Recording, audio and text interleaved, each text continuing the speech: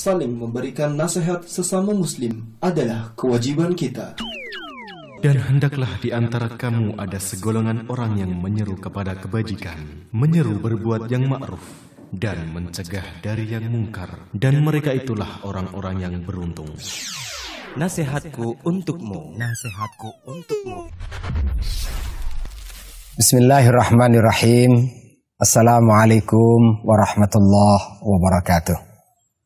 Alhamdulillahi rabbil alamin.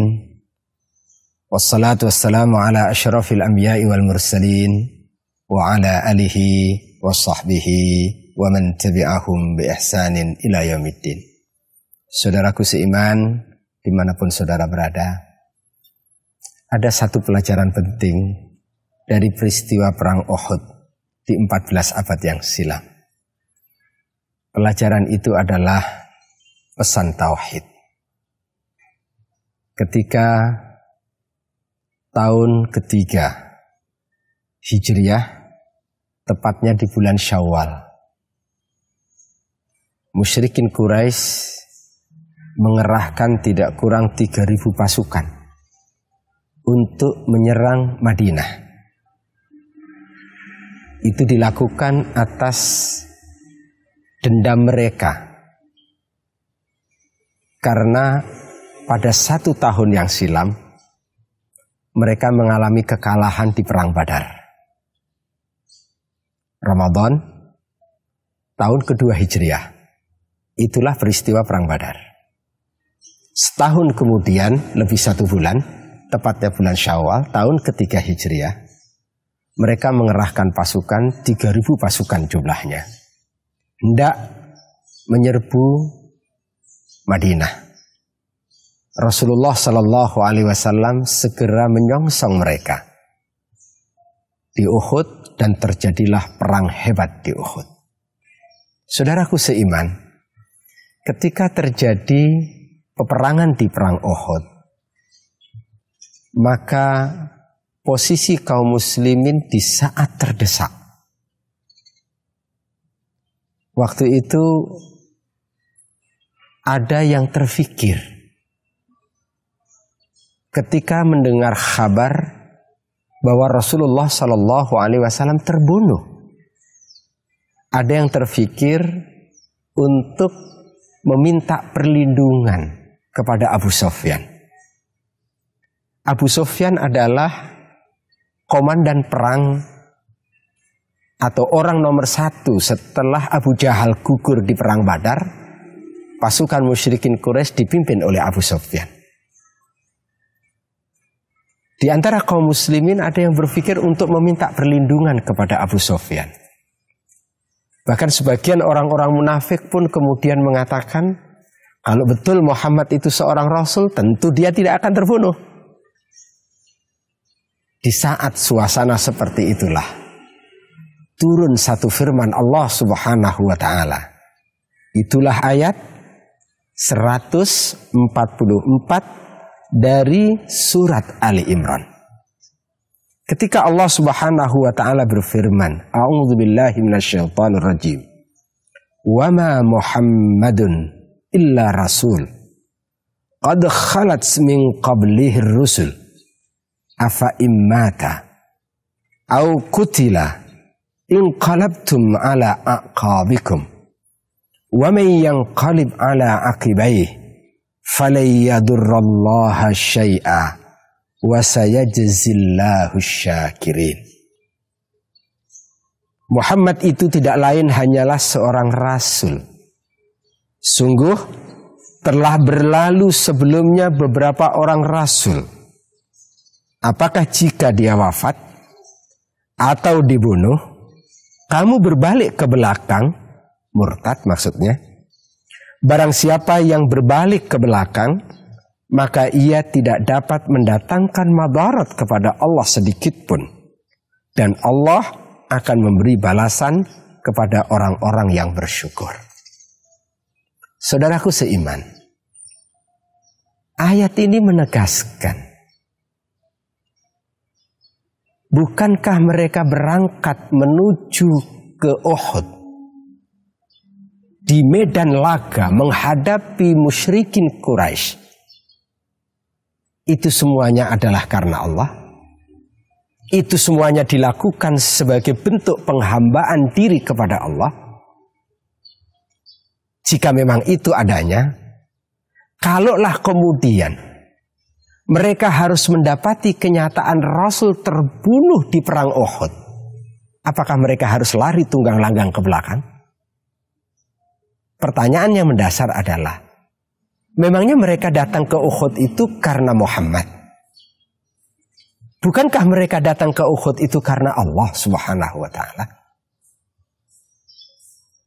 Saudaraku seiman, ayat ini pula yang dipilih oleh Abu Bakar As-Siddiq radhiyallahu an untuk menenangkan kegelisahan para sahabat sesaat setelah berita tentang wafatnya baginda Rasulullah sallallahu alaihi wasallam itu tersiar. Wabil khusus sahabat yang gelisah itu adalah sahabat senior, cerdas orangnya. Dialah Umar ibnul Khattab radhiyallahu anhu. Ketika Umar ibnul Khattab mendapatkan kabar bahwa Rasulullah wafat dan dia menyaksikan bahwa Rasulullah telah wafat, Umar ibnul Khattab, sebagaimana dikutip oleh Syekh Safiur Rahman Al-Mubarakfuri, dengan mengacung-acungkan pedangnya, Umar ibnul Khattab mengatakan, siapa berani mengatakan Muhammad wafat, saya akan tebas dia. Sulit bagi Umar untuk menerima kenyataan bahwa Rasulullah wafat. Saking cintanya Umar kepada baginda Rasul, Umar sangat berharap Rasul kembali. Dalam situasi yang seperti itu, tak satu pun di antara sahabat yang bisa menenangkan Umar ibnul Khattab, kecuali sahabat yang lebih senior. Dialah Abu Bakar As-Siddiq radhiyallahu anhu. Ketika Abu Bakar As-Siddiq memacu kudanya sesaat mendengar berita Rasulullah wafat, dia pun menuju ke rumah beliau, ditemui putrinya yaitu Ibunda Aisyah radhiyallahu anha. Abu Bakar konfirmasi kepada Ibunda Aisyah, betulkah Rasulullah wafat? Dijawab oleh Ibunda Aisyah, iya. Rasulullah pun kemudian masuk ke kamar Ibunda Aisyah karena Rasul wafatnya di kamar Ibunda Aisyah. Dibuka kain hitam yang menutupi wajah baginda Rasul. Abu Bakar mencium sejenak wajah Nabi. Yakin Abu Bakar kalau Rasulullah telah wafat. Dan kemudian Abu Bakar segera menuju ke Masjid Nabawi. Dan dia dapati Umar ibnul Khattab sedang sulit, gelisah, tidak bisa menerima kenyataan Rasulullah wafat. Apa yang dilakukan oleh Abu Bakar As-Siddiq? Kata Abu Bakar As-Siddiq radhiyallahu an, meminta kepada Umar ibnul Khattab yang sedang berdiri untuk duduk. Umar, duduk. Umar tak sanggup untuk duduk. Kata Abu Bakar, Umar, duduk. Tak sanggup dia duduk. Umar pun kemudian berpidato dengan pidato singkat. Pesan tauhid, pesan penting. Kata Umar, kata Abu Bakar As-Siddiq radhiyallahu an, "Man kana minkum ya'budu Muhammadan fa inna Muhammadan qad mat. Wa man kana minkum ya'budullah fa innallaha hayyun la yamut." Barang siapa di antara kalian yang menyembah kepada Muhammad, tegas Abu Bakar mengatakan, ketahuilah bahwa Muhammad telah wafat. Betapapun cintanya seseorang kepada Rasulullah SAW, toh Nabi Muhammad itu adalah manusia yang Allah hadirkan ke tengah permukaan bumi. Allah utus kepadanya menjadi seorang rasul, dan kemudian Allah panggil dia. Barang siapa yang menyembah kepada Muhammad, ketahuilah Muhammad telah wafat. Dan barang siapa yang menyembah kepada Allah, fa innallaha hayyun la yamut.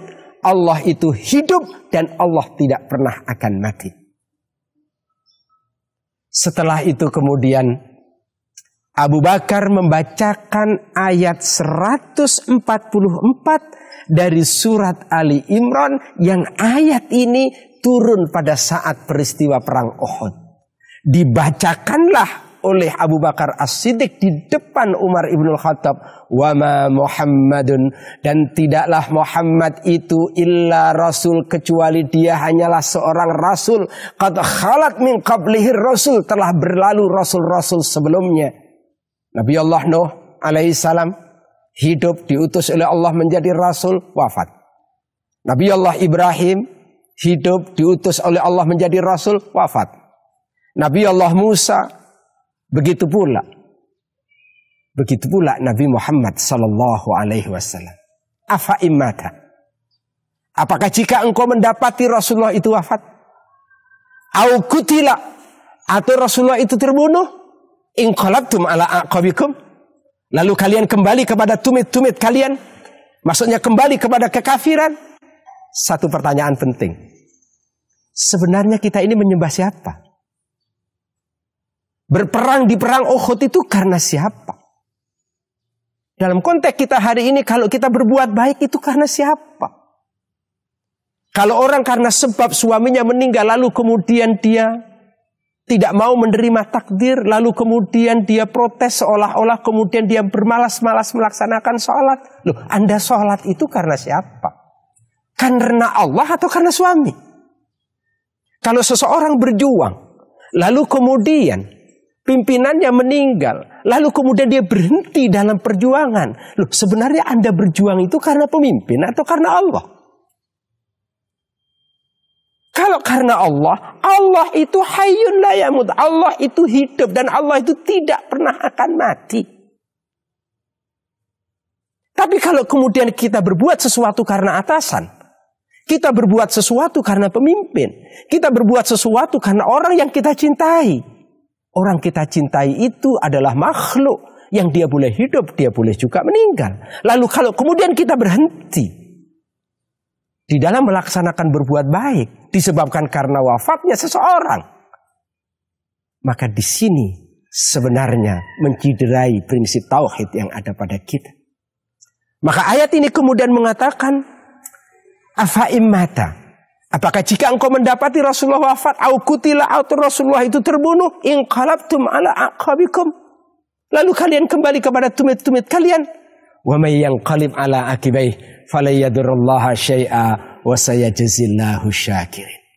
Saudaraku seiman, sungguh indah kita saksikan dalam lembaran sejarah Umar ibn Khattab, orang yang punya kedudukan yang tinggi pada masanya. Di kabinetnya Abu Jahal dia adalah menteri luar negeri.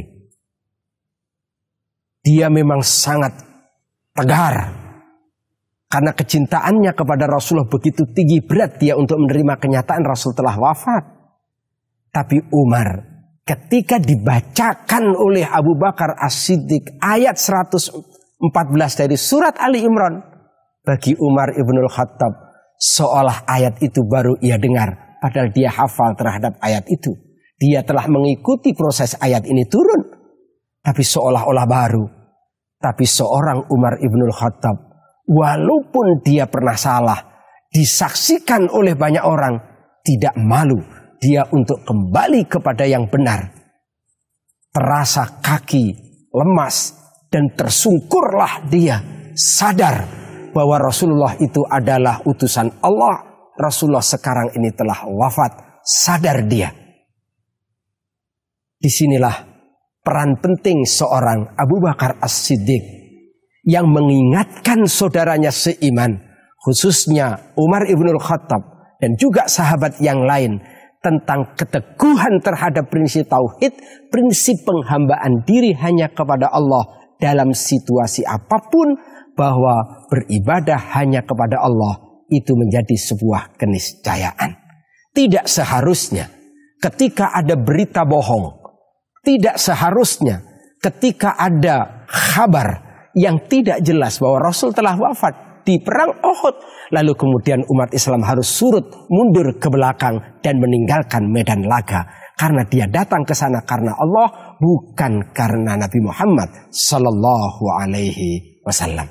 Maka oleh karena itu saudaraku seiman, ada satu pesan penting dalam dua peristiwa ini, dan itu semuanya berkait dengan ayat 114 dari surat Ali Imran.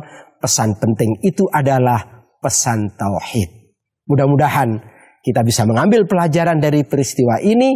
Apapun yang terjadi, siapapun yang meninggalkan kita, sekalipun orang yang paling kita cintai, kita harus tetap istiqamah.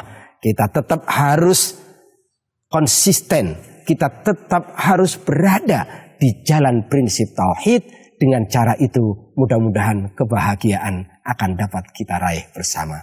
Terima kasih atas perhatiannya dan mohon maaf. Wassallallahu ala nabiyyina Muhammadin wa ala alihi washabbihi wa barik wasallam.